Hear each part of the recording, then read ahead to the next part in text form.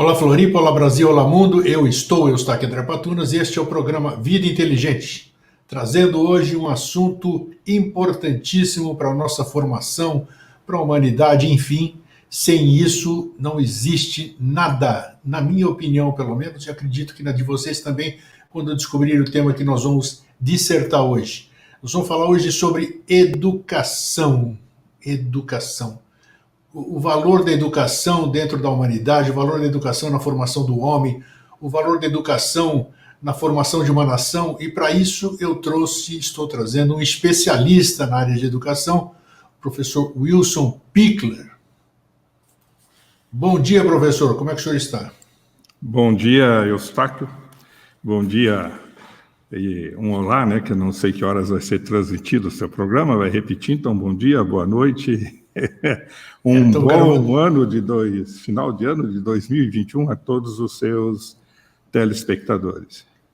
Sim, então, professor, eu sei da sua história e eu gostaria de passar um pouco da sua experiência para o meu telespectador, e ao mesmo tempo eu não vi pessoa mais adequada para falar sobre educação, porque o senhor é um exemplo. Eu o conheço há mais de um quarto de século, eu vi a sua caminhada dentro da sua profissão e o que o senhor acabou formando e fundando, né, que é a Facínter, depois virou Uninter, Faculdades Internacionais, né? E então, de educação, eu sei que o senhor entende muito. Eu gostaria que o senhor desse primeiro uma visão do que foi que fez com que um físico, sua formação é física, que eu sei, né? O que fez um físico que desenvolveu estudos na área de eletrônica, sempre dentro da área da parapsicologia, de repente dá uma guinada, esse hiato eu tenho. Eu desconheço esse hiato, né? Apesar de eu conhecê-lo há muitos anos, eu não sei como é que se deu esse salto entre esse Wilson Pichler, pesquisador, para o professor Wilson Pichler, especialista em educação e fundador de um grande império, a segunda maior universidade do país. Não é fácil constituir uma coisa dessa. Como é que foi esse salto, professor? Eu não sei se eu sou a segunda, mas estamos entre as 10 maiores. Veja bem, é fácil explicar e é curiosa essa história. Eu estava me formando no curso de Física, porque sempre tive interesse por eletrônica, fiz o curso técnico em eletrônica no Cefet, e vim do interior do Paraná, de Maringá, para adquirir uma profissão, né? Porque meu pai tinha uma oficina mecânica, minha mãe era costureira, e a gente sempre aprendeu o conceito de que o camarada precisa ter uma profissão, o cara tem que ser bom naquilo que faz e ganhar vida honestamente com uma profissão. Então nós estávamos na oficina do Gabriel, meu pai, ajudando a consertar carros, e entrou um cliente e observou aqueles meninos ali com macacãozinho sujo de graxa, né, meio pançudinho, sempre fui meio gordinho, meio pançudinho, bujudinho, para lá e para cá, cara, né? Ele achou curioso aqueles meninos ali trabalhando, falou, esses meninos estão estudando? Falou, não, aquele ali está terminando a 8ª série, aquele outro ali terminando a 7ª série. Então nós íamos iniciar o ensino médio. Foi curioso que eles gostam, né, de trabalhar aqui. Eu vou indicar para o senhor uma escola técnica gratuita, federal, não cobra nada, é uma das melhores escolas que tem, para esses meninos estudarem. Aquele outro ali mais novinho, gordinho, gosta de eletrônica também. Eu já montava meus transmissorzinhos, eu fazia um curso à distância, aquele do Instituto Monitor, por correspondência. Sim. O primeiro que eu estava fazendo era a válvula, que eu troquei a troco de umas ferramentas, uns alicates, umas chaves de fenda que meu pai me deu. Eu olhava por cima do muro um senhor velho consertando rádio. E eu trocava ideias com ele, às vezes pulava o muro, ia lá. E eu vi os livros num canto lá, né? Falei, esses livros, o senhor não quer fazer um rolo comigo? Ele falou, que rolo você quer fazer? Lá em Maringá a gente chama de rolo, né? Troca. Sim. Fazer um rolo. Falou, olha, eu tenho umas ferramentas, quer trocar troco de ferramentas? Aí eu fui lá, falei com o velho, peguei mais algumas, que a oficina sempre tem repetido, né? Alicate, chave de fenda, essas coisas. Fiz um kitzinho de ferramentas, levei lá, mostrei para ele, ele gostou, falou, pode levar o curso. E eram muitos livros, eram mais de 50. Então, eu fiz uma viagem carregando uma pilhazinha de livro, passei na frente da oficina do meu pai e um freguês vendo. A segunda viagem, o freguês vendo. Um outro freguês, obviamente. Na terceira, ele me parou. O que é isso aí, menino? Que você está passando a terceira viagem carregando o livro, todo contente e eufórico. Deixa eu ver isso aí. É meu curso de eletrônica. O cliente folheou, isso foi em 1976, mais ou menos. Ele folheou, foi um livro, esses livros são de 1960, meu amigo. Isso aqui é a válvula, já agora tem tudo a transistores, isso aqui está desatualizado.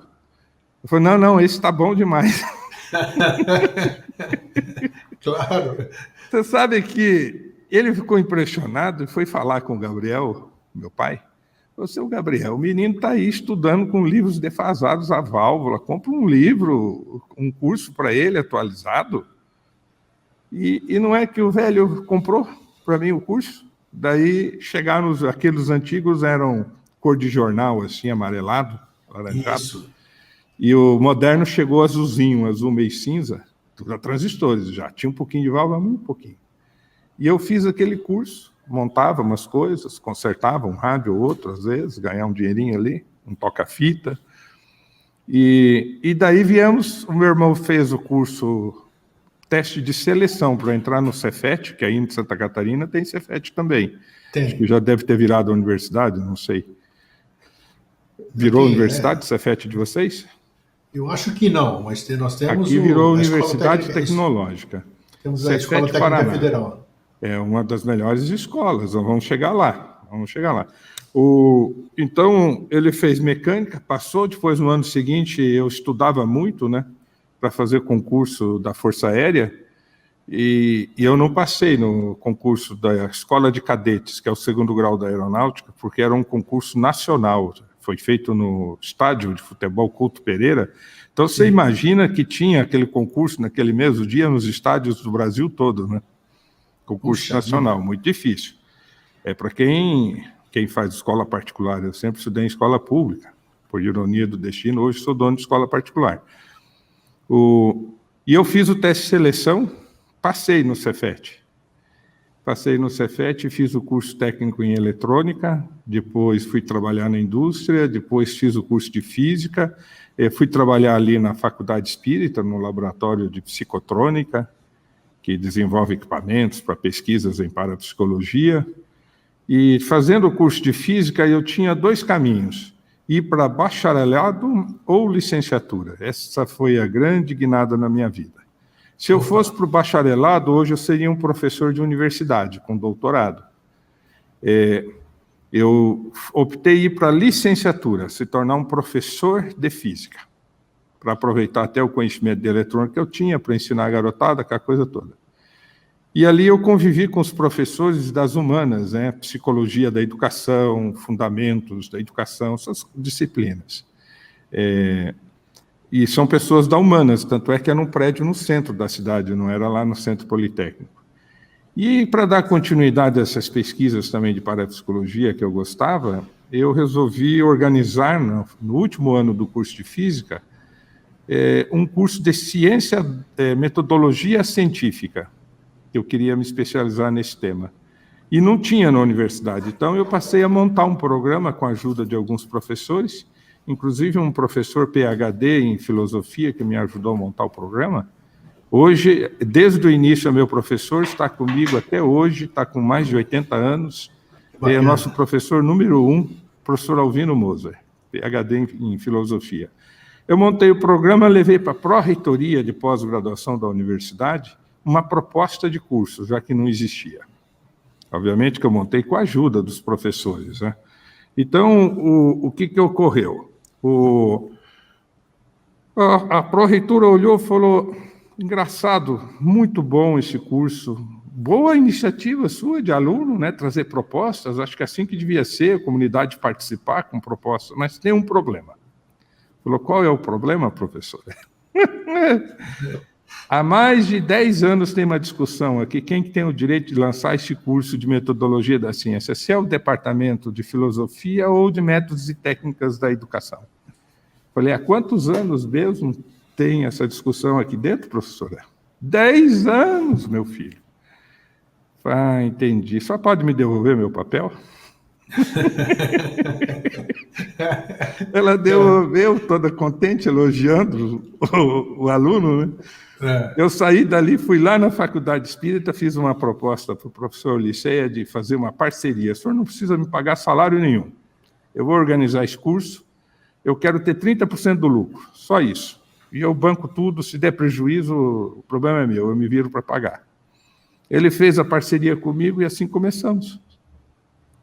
Essa parceria foi tão exitosa que no final dela, eu já tinha passado para a Faculdade Espírita mais de 1,5 milhão de recursos limpos, lucro líquido para eles. Com a minha parte, eu montei meu instituto de pós-graduação e montei a minha faculdade, e essa faculdade montou uma segunda, comprou um instituto de educação à distância que estava indo mal, a gente saneou o instituto, autorizamos os cursos do MEC, e isso virou hoje a Uninter uma das 10 maiores universidades do Brasil. Mas, professor Pichler, o senhor está falando de uma maneira muito simples o que aconteceu. Não é assim. Como é que se diz? Está faltando alguma coisa aí. Porque pegar um curso exitoso do saudoso Liceia, que eu conheci, também tive o prazer de conhecer. Não, o curso não era dele, o curso é meu, ele fez uma parceria comigo. Sim, a parceria com o Liceia. Ele apostou assim, vamos ver o que vai dar, eu não vou ter que pagar salário para esse professor mesmo, ele está dizendo que vai tirar o salário dele do próprio curso. Mas daí a crescer de repente, ter ideia, formar tem uma explicação. Opa, logo no início, as coisas estavam patinando, eu pagava os professores, sobrava muito pouco para mim, e de repente surgiu uma lei aqui no estado do Paraná, dava aumento de salário para quem fizesse uma especialização. Aquilo era 1993, 94, por aí. Estava em vigor a antiga LDB, que era de 1968, aí é que está. Existe um problema que a lei ela vai deturpando, por causa desse negócio de jurisprudência, ela vai se deturpando, o povo vai adquirindo uma concepção do significado da lei e torna-se um conhecimento assim popular, um paradigma aceito, certas interpretações. Mas eu achei na biblioteca um livro de legislação educacional e achei a lei lá que fundamentava, que dizia como era o ensino superior.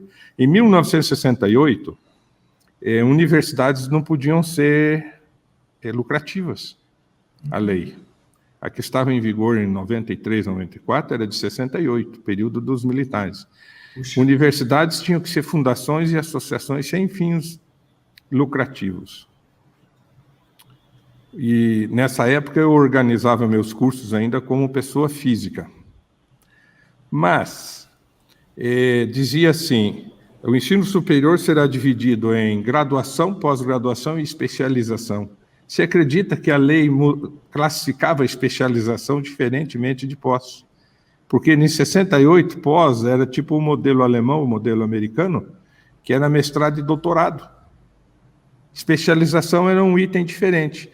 Mas como não tinha mestrado e doutorado suficiente no Brasil, eles fizeram uma resolução em 83, chamada 1283, que falava em pós-graduação lato sensu, num aspecto mais amplo da palavra, num aspecto não estrito, que é de pesquisa específica, no asa esquerda da borboleta, né? Não, é a borboleta toda, quer dizer, lato sensu. Entendeu? Sim. Que a pós-graduação, estrito sensu, mestrado, é para preparar pesquisadores. Pesquisador não é lato sensu, vai entender de tudo, de coisa ampla. Pesquisador entende da asa esquerda, canto superior direito, ou canto superior esquerdo, né? É aquela pontinha da asa ali, ele é especializado. Isso chama-se estrito, um senso estrito, né? É especializado. O cara é especialista em imunologia, o cara é especialista em pneumologia, mas o cara não é um especialista em medicina como um todo. Perfeito. Medicina como um todo é lato sensu, amplo, né? Então, eles fizeram uma pós-graduação lato sensu, um aspecto mais amplo, para preparar professores para o ensino superior. E E quem fizesse esse curso, seguindo aquelas normas, estava qualificado para ser professor universitário, não precisava do mestrado, né? Porque não tinha mestrado, doutorado para todo mundo. Com o tempo, essa legislação ficou conhecida como pós-graduação lato sensu, mas era uma especialização, porque não era um mestrado.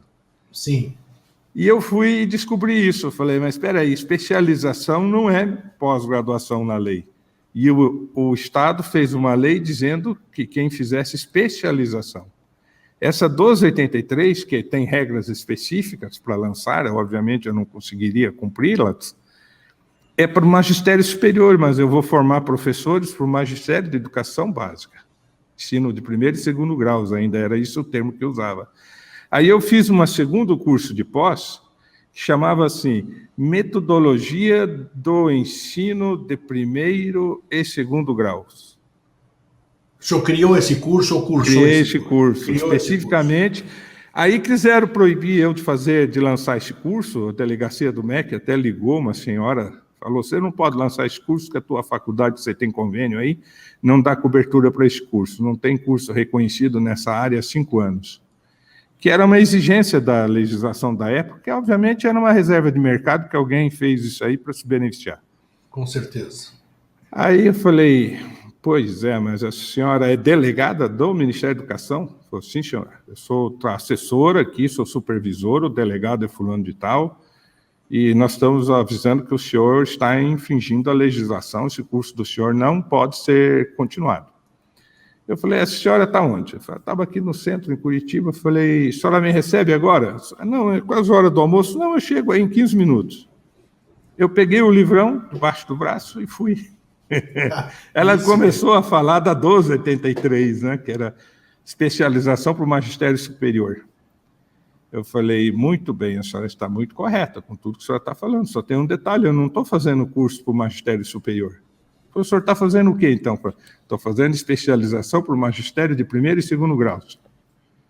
Ela ficou assim, sem ação. Mas isso é uma pós-graduação. Eu falo, não, senhora, está aqui a lei 1968, separa a especialização de pós-graduação. E está dizendo aqui que a instituição tem amplos poderes para fazer a seu critério o curso. Ela ficou calada, não disse mais nada. Falei, acho que então a gente se entendeu, né, professora? Não é esse curso que a senhora está pensando aí, é outro. Aí eu fui embora, ela ficou assim, sem saber o que falar, e fui embora. E assim eu fiz o primeiro curso. Mas como tinha uma demanda reprimida muito grande, deu muito aluno e começou a multiplicar. Daí surgiu uma outra, eu comecei a fazer os cursos nas escolas de segundo grau do ensino médio, que muitos professores queriam se aposentar, já queriam ter o aumento. Puxa, mas olha, teve final de semana aqui, Eustáquio, que tinha mais ou menos uns 30, 40 colégios do estado com a minha pós-graduação e os professores dando aula. Chegou um ponto, tínhamos que atravessar a ponte e fazer na cidade vizinha, São José dos Pinhais. Ah, não pode, lá não é a sede da faculdade, aí lá é fora de sede, está proibindo fora de sede. E eu falei, então quer dizer que se eu montar uma tenda bem ali no início da ponte, ali tem validade o conhecimento, lá depois da ponte o conhecimento não tem validade. É isso que a senhora está dizendo? E assim foi, a gente foi atropelando, no fim eles tiveram que mudar essa legislação. Nós tivemos cursos até no interior da selva amazônica, desciam em Belém do Pará, em Manaus, pegavam um barco, e subiam de barco para dar aula para as comunidades ribeirinhas, de tanto sucesso que fez. Chegamos a ter 50 mil alunos nesses programas, e com esse resultado todo, eu fundei a Uninter. Olha, é bacana a gente enaltecer isso, porque eu conheço muitas histórias similares, né, de pessoas que não aceitaram um não, foram buscar se esse não era verdadeiro, se esse não tinha consistência, que foi o seu caso, né? Foi verificar a lei, conseguiu adequá-la e, de repente, conseguiu achar a galinha dos ovos de ouro, digamos assim, né? Mostrou com fundamentação, acabou com qualquer contra-argumentação que tivesse e transformou um simples curso não, porque era uma lacuna que existia, né? Uma especialização. Outro detalhe, Eustáquio, na pós-graduação, as universidades lançavam e ainda lançam por um preço mais alto, R$300, R$350. Na época, em 95, O preço era esse, R$250, R$300 a mensalidade de uma pós-graduação. Hoje continua esse valor porque a oferta aumentou muito, não deu para eles aumentarem o preço. Então, você imagine, coube no bolso dos professores, eu tinha uma estrutura muito enxuta, né? As universidades se tornam elefantes brancos e o custo dela é alto. Sem dúvida. E eu era uma estrutura enxuta. Então, eu consegui competir com isso aí, ganhei velocidade. Também tem mais um detalhe, que a primeira turma eu consegui fazer naquele ano mesmo, porque eu dominava PageMaker, CorelDRAW, tinha um software na época que chamava Corel Ventura, que é para fazer livros, revistas, essas coisas, e eu dominava isso aí. Então, eu mesmo era o marqueteiro do curso, eu mesmo fazia a minha propaganda. O primeiro folder rodamos numa maquininha assim, rotativazinha, não, um offsetzinho, que mais parecia um mimeógrafo do que um offset. Poxa, de uma cor só. Né? O folder era todo azul marinho, só tinha uma cor. E ali começamos com essa simplicidade toda. Então, aqui a primeira lição para os que me assistem é o seguinte: você precisa ter mais do que uma profissão na vida. Você tem que ter várias opções, porque o mercado é muito dinâmico, você tem que saber fazer muita coisa e tem que saber fazer bem. Então, você veja, se eu não soubesse lidar com computação gráfica, eu não tinha dinheiro para pagar uma empresa para fazer um prospecto para mim. Sim. Eu não tinha começado. Então, naquela época ali, eu tinha 24 anos, 23 anos, 20, por aí. Eu era técnico em eletrônica, que eu tinha a minha profissão. Então, nessas alturas do campeonato, já era professor de física também, que já estava me formando no curso de física, no último ano. Eu tinha essa profissão aí de computação gráfica, que eu sabia lidar com isso. Sabia programar um pouquinho também, bancos de dados, essas coisas. Eu fiz o banco de dados do meu curso ali num programinha aqui, Lotus, uma coisa assim na época. E eu era professor de inglês também já na época. Puxa! Professor de inglês de turmas iniciais, né? Não avançadas.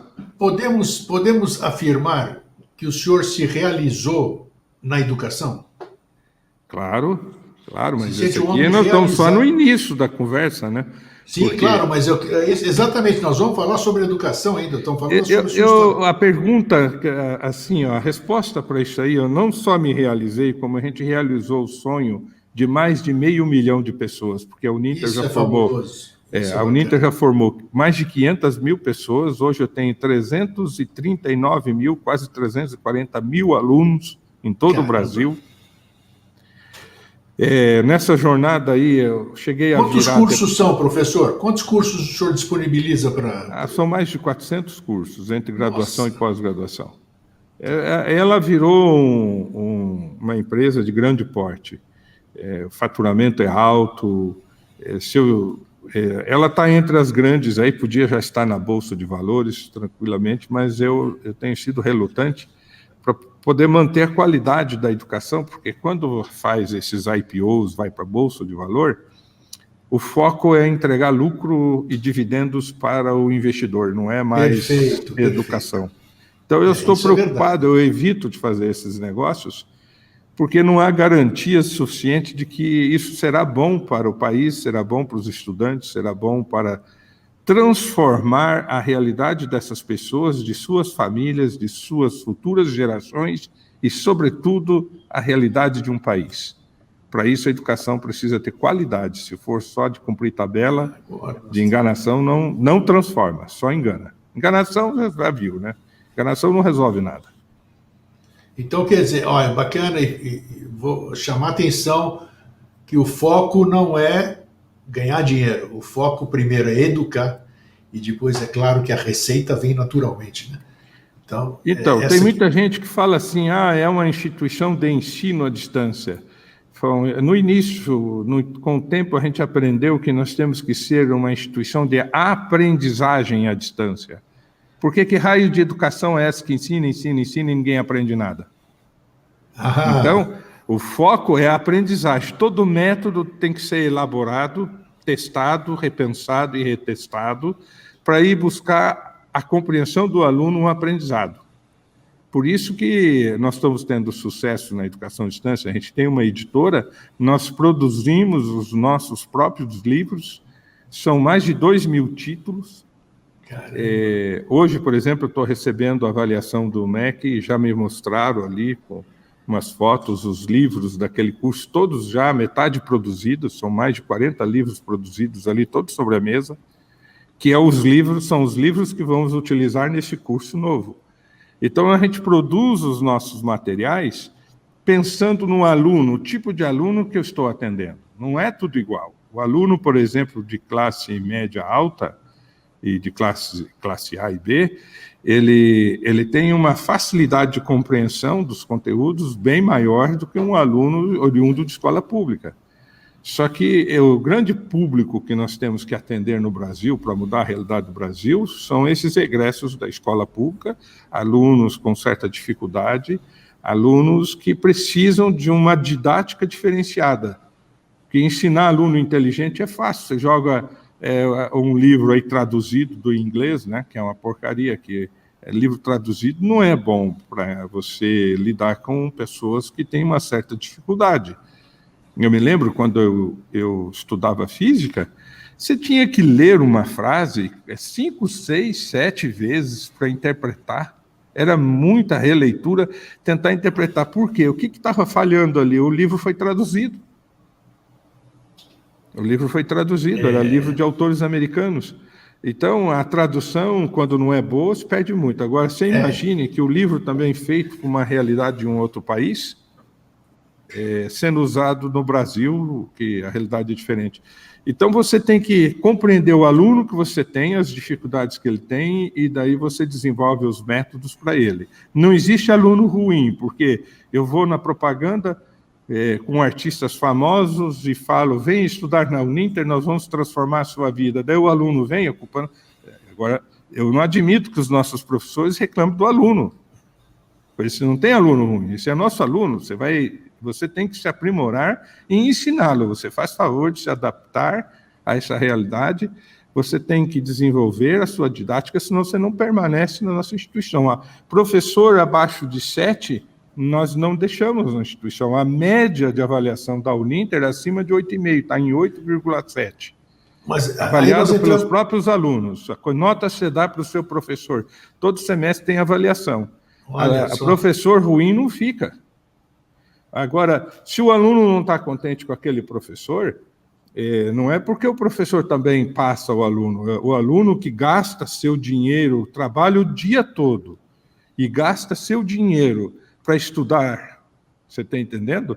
Ele quer tirar o melhor proveito possível desse investimento. Então, ele não aceita esse professor enganador, que não dá conteúdo nenhum, não ensina nada, passa todo mundo. Ele não aceita a enganação, ele está gastando o dinheiro dele, ele quer ter o futuro brilhante, ele quer aprender a profissão e passar num concurso, numa seleção de uma boa empresa, ter emprego. Não é? A enganação serve para a minoria. É a minoria que aceita a enganação. Pagou, passou, eu faço de conta que estudo e aprendo, você faz de conta que ensina e está tudo bem. Existe isso, mas não é a maioria. A maioria das instituições precisam ensinar. Antigamente falava que as... Oi? O senhor falou agora há pouco aí. Hoje, o senhor falou que recebe alunos de escolas públicas e uma série. Hoje, nós sabemos, já há muitos anos, nós vamos falar da educação antiga, como era no meu tempo, no seu tempo, e que é totalmente diferente de hoje. Hoje, por exemplo, os alunos, os professores são obrigados nas escolas públicas, são obrigados a passar o aluno de ano, independente se ele teve nota ou não teve. Existe uma maneira, a instrução segundo eu sei, eu posso estar enganado, é passar de ano. Eu tenho muitos amigos professores e é assim. Então esse aluno chega na sua universidade, chega na Uninter, praticamente, não necessariamente ele tem, não é porque ele terminou o ensino médio que ele está preparado, vamos dizer, para o ensino superior. Porque ele não foi aprovado, aprovaram ele, empurraram ele para frente. Como é que vocês lidam com esse tipo de situação, professor? Exatamente com isso, com materiais escritos, com uma didática bem elaborada, de fácil compreensão, específico para esses públicos. Entendeu? o professor com uma didática adequada, capaz de pegar esse aluno com deficiência e superar a deficiência dele. Com o tempo, ele vai se superar. Isso aí é um impacto só no início, mas com o tempo, com todo jeito, e aumentando o grau de dificuldade gradativamente, com todo jeito, ele vai se adaptando, ele pega o jeitão, lá pela metade do curso está perfeitamente adaptado e vai embora, e se forma e sai satisfeito, transforma a vida do cidadão, não tenha dúvida, porque o cidadão supera as suas dificuldades, Eustáquio. Eu fiz uma crítica, às vezes, uma vez para o Ministério da Educação, o ministro Haddad, eu era deputado federal, e critiquei, porque eles tinham mania, por exemplo, para dar bolsas de estudos, tem que ter tantos pontos no Enem, ainda é assim. Eu falei, ministro, isso que vocês fazem é um atentado. Quando vocês fazem essas coisas, vocês falam assim para o aluno, você é muito burro, você não pode vir estudar na minha universidade.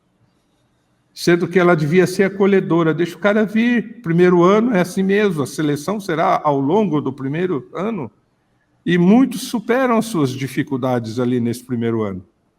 Quem tem vontade, supera. Agora, aquela provona, assim, já pondo para fora um monte de gente, depois sobra vagas que desistem também, e no fim, quem queria estudar não teve a sua vaga, quem passou não ficou, e aquele custo elevado para o governo manter aquela educação lá, com aquele custo exorbitante, você está entendendo? Pago com o teu dinheiro, pago com o dinheiro do contribuinte, pago com o dinheiro de quem hoje nos assiste.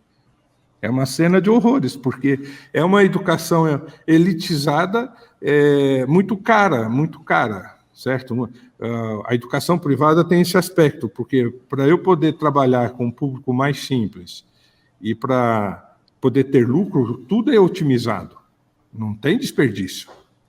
Não existe espaço na iniciativa privada, competitiva, no mercado de competição, para o desperdício. Nenhum lugar do mundo existe. Agora, existem as instituições públicas, que essa é o dinheiro do contribuinte que paga e a ideologia que mantém. Puxa, se tivesse um quesito a ser observado na administração pública, custo-benefício, eu tenho certeza que era só falar assim para a instituição, para receber dinheiro de pesquisa precisa ter o índice de custo-benefício tal. Você ia ver se eles não iam dar um jeito de fazer o custo-benefício chegar naquele indicador ali para poder receber dinheiro para pesquisa. O senhor é saudosista? Eu sou saudosista. Eu sou um homem de bem hoje, o que não quer dizer nada, porque tem muita gente estudada que teve condição de estudo e não é uma pessoa de bem. Mas meus pais se esforçaram para me colocar em escola boa, me dar educação, me dar informação. Eu sou de um tempo que os professores, os alunos respeitavam os professores. Eu levei um monte de castigo, porque eu nunca fui um bom aluno. Eu sempre passava de segunda época, coisa que não se fala hoje, né? Hoje é recuperação. Então, eu fui um mau aluno em termos de dedicação. Mas existiam os meus mestres, meus professores, que eram pessoas dedicadas, pessoas que exigiam respeito e nos respeitavam também. Era uma educação diferente, uma educação presencial. Eu tinha que escrever a caderneta, eu lembro até hoje o carimbinho na minha caderneta, a suspensão, que era disciplina. Disciplina e formava homens de bem, formou muitos homens de bem. Eu lhe pergunto, o senhor que é especialista em educação hoje, qual foi o momento que essa educação que eu estou me referindo, e que tanto sou saudosista e creio que o senhor também passou por isso, quando isso começou a degradar? Porque nós estamos com a educação degradada no Brasil, no nosso país. Nossa educação de hoje não é nem lembrança da nossa educação do passado. Perdemos matérias fabulosas, organização, o SPB, estudo de problemas brasileiros, línguas, latim e outras línguas. Então, por que isso foi tirado da gente? Por que isso foi tirado da formação dos brasileiros do futuro? O que aconteceu, professor? Essa disciplina aí, você pode até tirá-la, ela não vai fazer falta. Não adianta você dar uma disciplina dessa aí se não tiver um ambiente adequado para compreendê-la, certo? Eu acho que o que aconteceu é que houve um período nosso de 64 até, acho que foi em 80 e quanto que terminou o regime militar, 85? 86, eu acho, é por aí. Então, nesse período aí, obviamente, os militares têm uma disciplina mais rigorosa, e todo mundo seguia mais ou menos um padrão de comportamento. Com a democratização do Brasil, foi-se em busca das liberdades, porque o regime militar suprimiu muitas liberdades, né?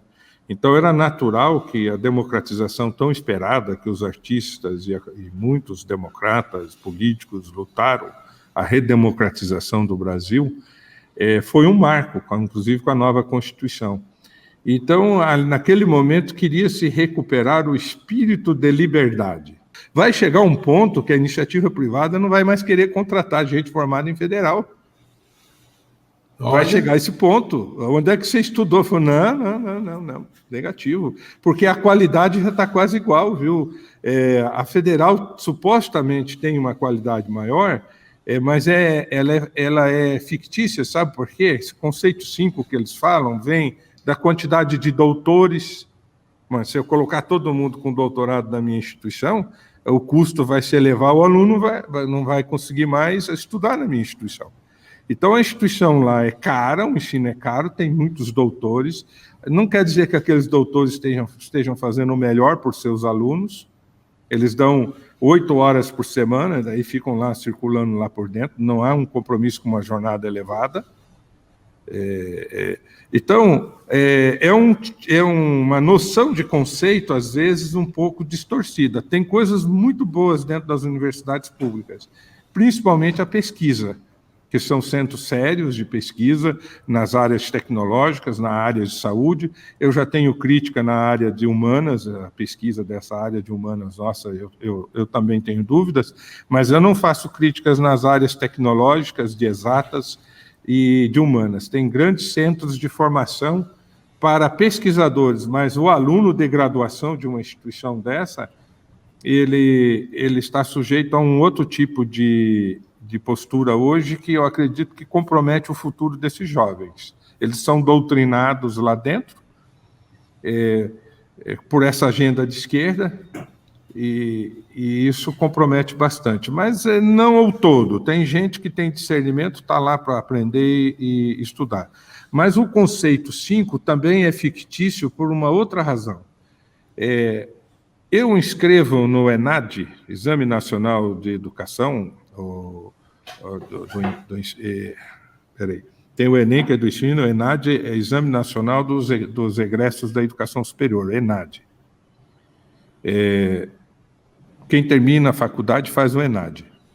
E essa nota faz parte do conceito da instituição lá. Sim. A Uninter inscreve 16 mil alunos no ENAD. Tem programas que eu escrevo 1.500 alunos, porque a gente tem muitos alunos, obviamente, a administração, tem muita gente se formando. Tem universidade aí que é pública que tem nota 5 e escreve 15, 16, 30, 50 alunos. Aí fica fácil, né? Além disso, aquele processo todo foi perdendo alunos que ficaram até o final ali, são melhorzinhos, e os que vão fazer o ENAD são os melhores dos melhores, e são ali 30, 40, 50. Olha o custo disso para a União. Puxa, aí é fácil vir a público falar que é nota 5. Eu quero ver você inscrever 1.500 alunos seus na universidade e conseguir uma nota boa no ENAD. E, sobretudo, educação à distância, que a gente consegue superar o presencial. Eu quero ver uma educação à distância inscrever 16 mil alunos no ENAD e conseguir se sair bem. Essa, verdadeiramente, é uma instituição de aprendizagem à distância, entendeu? Porque é uma crítica que eu faço à EAD também, né? Porque inscreve ali 30 a 40 alunos, não é assim que a banda toca, tem que inscrever quantidade expressiva de alunos que você está formando, não adianta selecionar 5 ou 6 e mandar fazer o ENAD. Entendeu? Não é assim que a banda toca. Claro. Não, isso aí é uma enganação. Ó. Fica tranquilo, todo o público está nos assistindo. Esses conceitos que o MEC divulga, muitas vezes, falando aí que as instituições nível 5 das federais, não é bem assim, não é bem assim. Eles formam muito poucos alunos, e eu não vou dizer que são alunos ruins, são alunos bons, mas para um programa caríssimo formar 50 alunos, 30 alunos... Não tenha dúvida, não tenha dúvida. Não caríssimo, que preço isso? Que preço? Então, é necessário contextualizar. A nossa instituição ela está formando bem quantidade, está tirando boa nota no MEC. O conceito EAD nosso é 5, é nota máxima, na avaliação que o MEC faz das condições de oferta. Aqui entra a nota do Enem, é 4, que é muito boa. Por exemplo, o Cefet nosso aqui é 4, não é 5. Então, eu estou alinhado entre as melhores instituições do Brasil, mas me entristece quando eles mostram lá um rol de instituições 5, e tem muito poucas instituições particulares com 5. Não, aí é outra coisa. Aí é outra coisa, são poucos alunos que vão fazer, não é expressivo e é mais lesivo à pátria do que positivo. Infelizmente. Professor, o senhor recebeu recentemente aqui, cerca de um mês atrás, o senhor recebeu o ministro da Educação em exercício no cargo, né? Na sua instituição. O que ele foi? Por que ele visitou a Uninter? Nós fizemos um convite, o ministro da Educação, ele tem esse compromisso, todos eles, e esse ministro é muito bom, ele é humanista, de conhecer, né, como ele veio da Mackenzie, reitor da Mackenzie, e a Mackenzie não é uma instituição especializada em educação à distância, ele queria conhecer uma instituição de educação à distância que tivesse um bom conceito no Ministério da Educação, e nós o convencemos de que valeria a pena ele vir conhecer a Uninter. E nesse sentido ele veio, ficou contente, foi uma visita muito breve, que teve que ser cortada pela metade, mas ele ficou muito satisfeito com o pouco que viu, tínhamos muito mais para mostrar. Então, o objetivo foi, da parte dele, conhecer uma instituição com conceito 5 em EAD, em educação à distância, para poder ter um referencial, para poder comparar com a oferta de outras instituições, para poder postular políticas públicas. Eu fiz um apelo, uma proposta para ele prestigiar quem tem conceito 5, diminuindo a burocracia para essas instituições que já atingiram uma certa... Isso que eu ia perguntar, se o senhor fez alguma Eu fiz duas propostas. Uma que é para abrir os créditos do mestrado e doutorado para serem ministrados à distância como um processo seletivo. Faz as disciplinas, tem o direito de ganhar um certificado de especialização de pós-graduação lato sensu, e ali, para concluir, apresenta um projeto de pesquisa. Aí os professores orientadores do mestrado e do doutorado selecionam ali os melhores projetos para orientar a pesquisa. Com isso, dá oportunidade a muito mais gente. Quem não é selecionado não perde, porque leva uma pós-graduação, e os professores têm condições de selecionar melhores alunos, porque já percebeu ao longo do curso quem tirou boas notas, quem se esforçou, fez as leituras, conseguiu compreender, desenvolver a parte teórica da coisa, conseguiu ver no projeto de pesquisa a proposta que é pertinente, gostaria de orientar essa pesquisa, é tudo de bom. E ainda assim, como eu consigo pôr mais alunos fazendo os créditos, as matérias, eu consigo diminuir o prejuízo que um mestrado e um doutorado traz para uma universidade particular. Cada programa desse dá, em média, um prejuízo de 2 milhões a 3 milhões por ano. Nossa! Ele não se paga, porque se eu for pôr todos os custos que um estrito sensu tem, um mestrado e doutorado tem na mensalidade, para empatar, a mensalidade vai para R$4 mil, R$5 mil, torna-se impraticável para este público. Qual foi a recepção do ministro? Não, foi boa. Eu vejo que ele está trabalhando para desburocratizar. Uma outra proposta que fizemos foi acabar com esse cartelzão, manda os projetos para cá para a gente avaliar. É uma universidade, já atingiu excelência, tem autonomia. Então, eles estavam fazendo os cursos técnicos, autorizando em nível nacional, pediram para enviar os projetos para Brasília. Daí tinha 2 funcionários para avaliar. Você imagine a complicação que foi. Falei, não faça isso. A instituição tem autonomia para lançar curso superior, por que não teria para curso técnico? O curso superior, o centro universitário e a universidade não precisa pedir autorização, a não ser se for direito, medicina e algumas outras da área de saúde, Claro, a claro. grande maioria tem liberdade para fazer o programa e lançar, seguindo as orientações do MEC. Então, essa também foi uma sugestão bem recebida, mas na hora de implementar, eu vejo que é muita dificuldade, sabe, para implementar. O ministro ficou contente, ele é contra o carimbão, né? O cartório, né? Sim. Então, essa é uma proposta liberal que caberia muito bem para esse governo que defende a liberdade, né, das instituições. Só que, na prática, avança muito devagar, mas ele está fazendo alguma coisa aí, vamos aguardar. Tá? Ele compreendeu, está fazendo a gestão interna. O problema é que é muito, muito, muito devagar. Eu acho que passam-se os 4 anos fácil e fica na vontade. Mas tudo bem. Já passaram 2 anos, né? Esse ministro, eu vou te dizer, é uma escolha acertada, porque é um homem humanista, um homem bem preparado, um doutor, um reitor.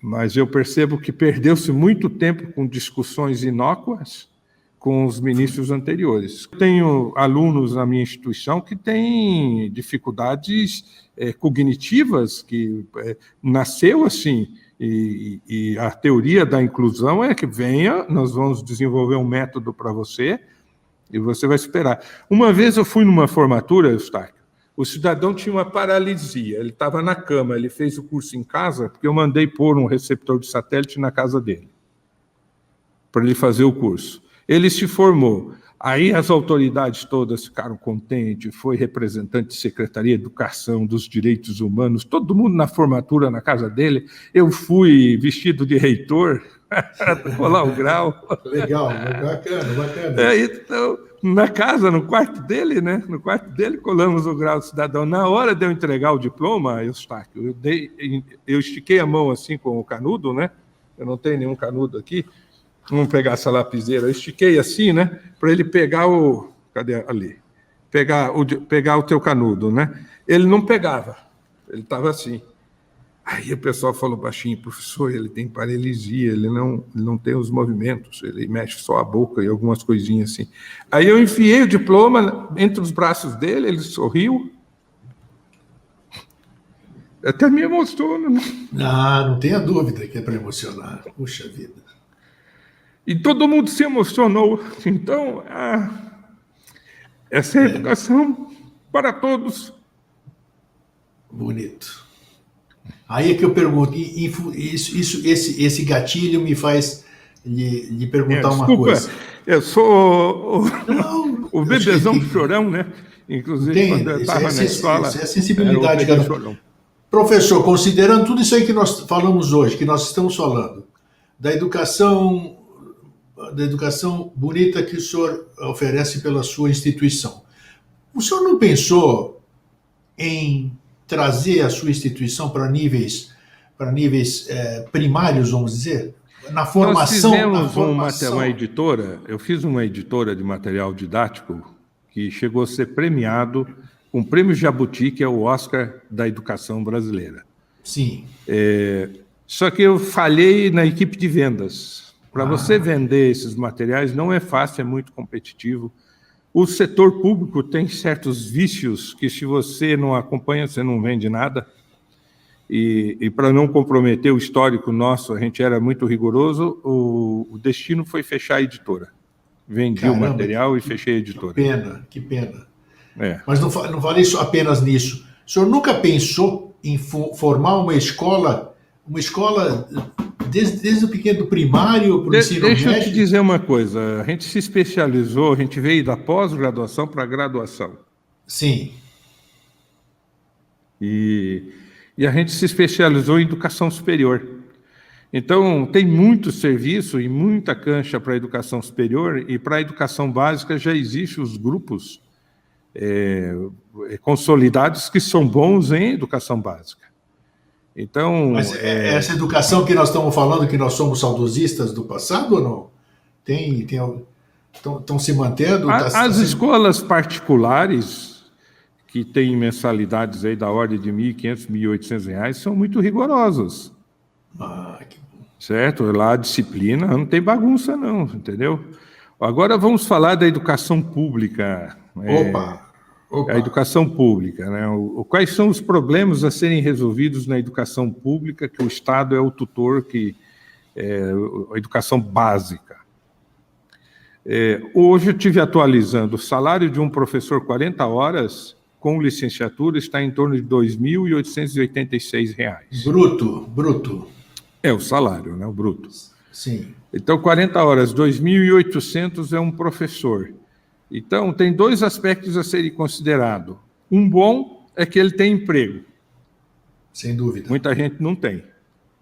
O outro ruim é de que poderia ser melhor. Um soldado já ganha R$ 4.000. O soldado foi mais eficaz na luta por melhorias salariais do que o professor. Mas tem muito mais professor para o Estado manter do que policial. Então, o contingente de policiais é menor, conseguiram aí corrigir os salários. Um coronel ganha aí R$ 32.000, que seria equivalente a um doutor final de carreira numa universidade que ganha R$ 17.000, uma universidade pública. Final de carreira, né? No início da carreira, na universidade pública, o doutor ganha 10.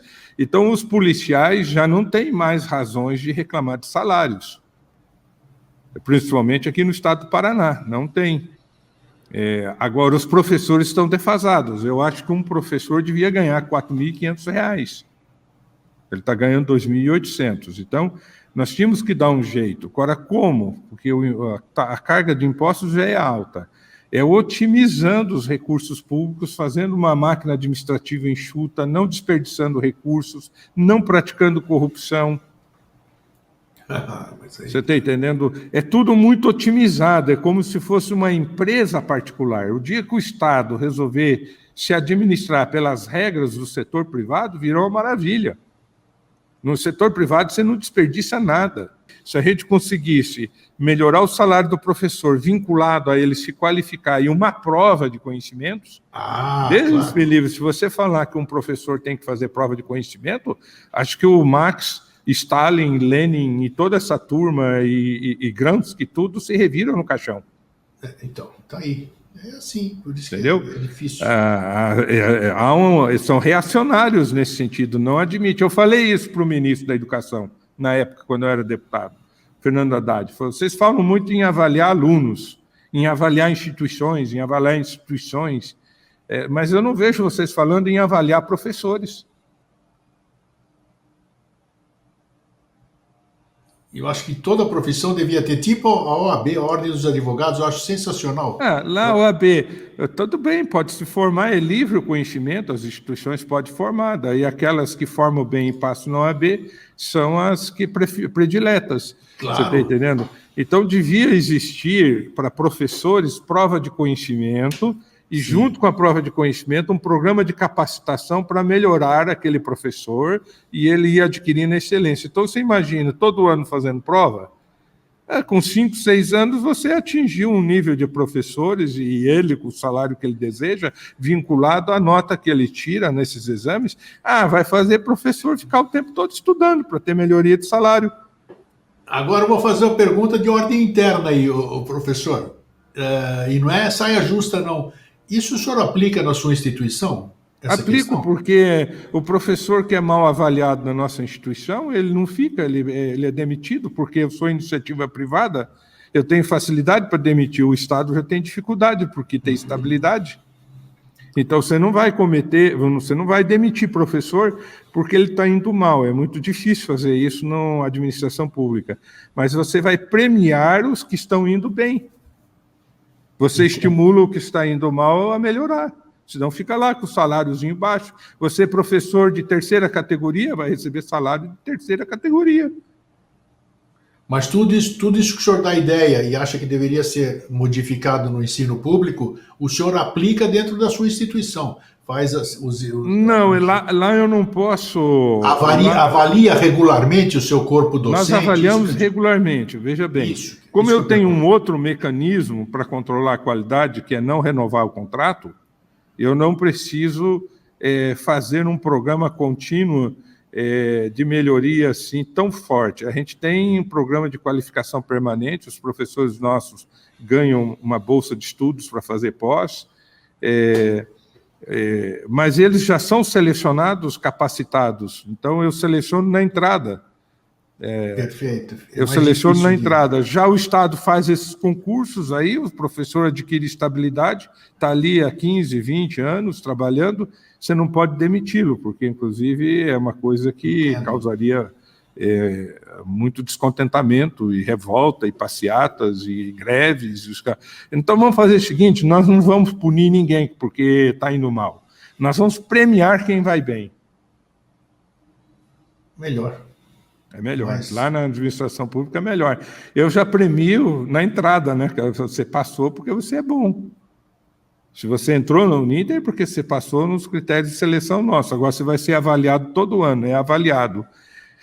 Não é avaliado com provas de conhecimento, porque isso choca um pouco com o sindicato deles, eu não sei se eu posso fazer isso, eu teria que fazer isso na entrada. Por teste de seleção eu posso fazer. Hoje a gente não avalia conhecimento de um professor, porque na entrevista, no currículo dele, na aula que ele faz do concurso, a gente já percebe se ele domina o conteúdo ou não. Porque mesmo na Uninter é feito concurso para contratação, é feito seleção. Ali naquela seleção a gente já seleciona o professor com o perfil que a gente deseja. E no decorrer do trabalho dele, se ele não desempenhar bem, ele é desligado. Essa é uma grande vantagem do setor privado, é esse. Se o cara não vai bem, ele é desligado. O setor público não, ele tem estabilidade. Entendo perfeitamente, tem razão. E aí é diferente administrar a empresa privada de administrar o público. Como eu já convivi muito com a área pública, eu milito um pouco na área de política, sempre tenho uma pretensão ou outra na política, vivo querendo ser candidato, no fim eu desisto, porque a Uninter é mais importante, mas já fui deputado federal. Um homem bem-sucedido na área da educação, um homem bem educado, um homem inteligente, um homem realizador. Como é que o senhor é um formador de opinião também, né? Como o senhor vê o futuro da educação no país? No Brasil. Eu vejo o futuro da educação assim, ó. Houve um grande progresso na educação superior. Em 1996, que eu não falei, houve uma mudança da lei. A nova LDB permitiu que empresas privadas pudessem atuar com lucro na educação superior. Foi por isso que vocês viram o boom de faculdades em tudo quanto é cidade, nas capitais. Incrível. Foi por causa da mudança da lei, porque chamou o capital privado para investir. Na época, nós tínhamos 4,5% de jovens com 18 e 24 anos no ensino superior. E os países em desenvolvimento vizinhos, como Chile, já tinha próximo de 30%. Os países desenvolvidos, próximo de 50% dos seus jovens em idade universitária na universidade. Nós tínhamos 4,5%. Aí foi promulgada a nova LDB, 10 anos de discussão no Congresso Nacional, não tem muito a ver com Fernando Henrique Cardoso, ele só promulgou uma lei que foi construída ao longo de 10 anos. E Darcy Ribeiro parece que foi relator, que era um deputado do PDT, e eles se entenderam, o Congresso se entendeu que podia ter empresa com fins lucrativos na educação. Isso atraiu o capital, porque se o governo tivesse que investir esses bilhões, trilhões de reais para ofertar esse ensino superior, não teria acontecido. Todos esses anos se passaram, de 96 para cá, hoje nós estamos na casa de 20%, 21% de jovens na educação superior. Foi necessário fazer esse boom de oferta, foi necessário fazer o ProUni, que eu fui um dos idealizadores. Sim, importantíssimo. Bolsas de estudos a troco de impostos, impostos que as empresas de educação não estavam conseguindo pagar, mensalidades que os alunos não estavam conseguindo pagar, e imposto que o governo não estava conseguindo receber. Transformamos isso tudo num projeto abençoado por Deus, bolsas de estudos para pobres. Que coisa maravilhosa foi o ProUni. Eu tenho o dedo nisso aí. Ajudei a aprovar isso. Conceber e aprovar. Já deu mais de 2 milhões de bolsas de estudos para brasileiros pobres. E são pobres mesmo, viu? Porque quando você faz a seleção, você percebe que muita gente não se enquadra na bolsa integral por causa da renda. Quem consegue se enquadrar na bolsa integral é gente muito pobre, que é um salário e meio, um salário mínimo e meio somado tudo que a família ganha, dividido pelo número de membros da família. É gente pobre, é bolsa social mesmo, programa abençoado por Deus. Depois veio o FIES, que o FIES já teve maracutaia, né? Que deram dinheiro para o ensino superior e adoidalhado. Eu quase não recebi FIES, porque não tem FIES para educação à distância. 98% da minha carteira de alunos é educação à distância. Então, eu nunca fui grande beneficiário disso, mas teve instituições aí que fez lucro na Bovespa, na Bolsa, recebendo dinheiro de FIES. Lesa Pátria, inclusive. E depois veio essa educação à distância, né, para ofertar uma educação mais barata e abrangente. Com todo esse esforço, atingimos 20%, 21% e estamos patinando. Por que a gente não vai conseguir atingir os 30% tão fácil? Porque está havendo muita evasão no ensino médio. E, ao longo da educação básica, os alunos estão deixando a escola. Aí foi feita toda aquela discussão que invadiram escolas, que estavam contra a mudança na lei, lembra?